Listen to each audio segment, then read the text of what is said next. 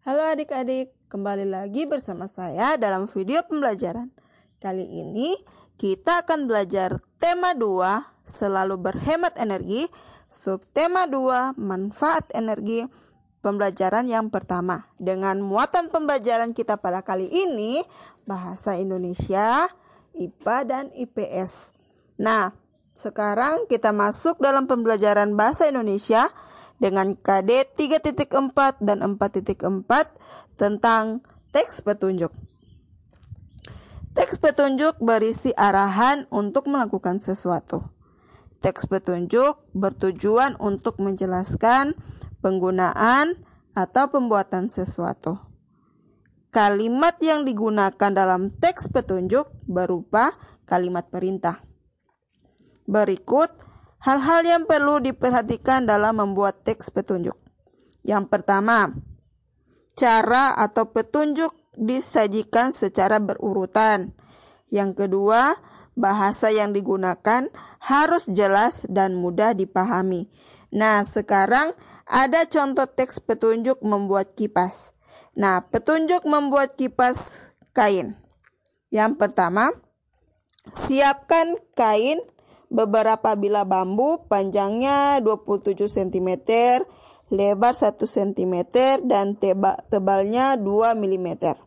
Kawat kecil, paku, lem kayu, dan gunting. Yang kedua, lubangilah semua bilah bambu di salah satu ujungnya. Hati-hati saat melubangi bilah bambu. Mintalah bantuan gurumu jika kamu merasa kesulitan. Yang ketiga, tumpuklah bilah bambu, lalu masukkan kawat pada lubang untuk menyatukan bilah bambu. Yang keempat, rentangkan bilah-bilah bambu di atas kain. Gambarlah pola kipas pada kain sesuai dengan lebar bilah bambu yang telah direntangkan. Yang kelima, guntinglah kain sesuai pola. Yang keenam, letakkan kain di atas rentangan bambu dan rekatkan dengan lem. Yang ketujuh, diamkan selama beberapa menit untuk mengeringkan lem. Yang kedelapan, kipas kain buatanmu sudah siap digunakan.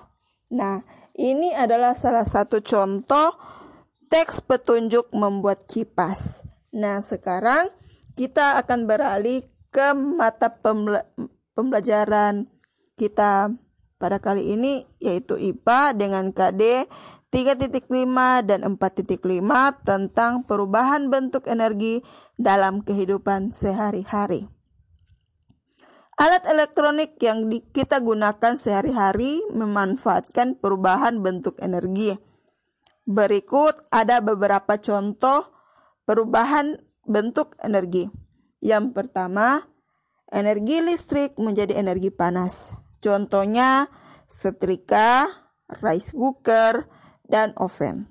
Yang kedua, energi listrik menjadi energi gerak. Contohnya kipas angin dan blender. Yang ketiga, energi listrik menjadi energi cahaya. Contohnya lampu pijar dan neon. Yang keempat, energi listrik menjadi energi bunyi. Contohnya radio, pengeras suara atau speaker, dan gitar listrik. Yang kelima, energi gerak menjadi energi listrik. Contohnya air terjun akan menggerakkan generator pembangkit listrik. Yang keenam, energi kimia menjadi energi listrik. Contohnya baterai dan aki yang digunakan untuk menyalakan peralatan listrik. Yang ketujuh, energi kimia menjadi energi gerak.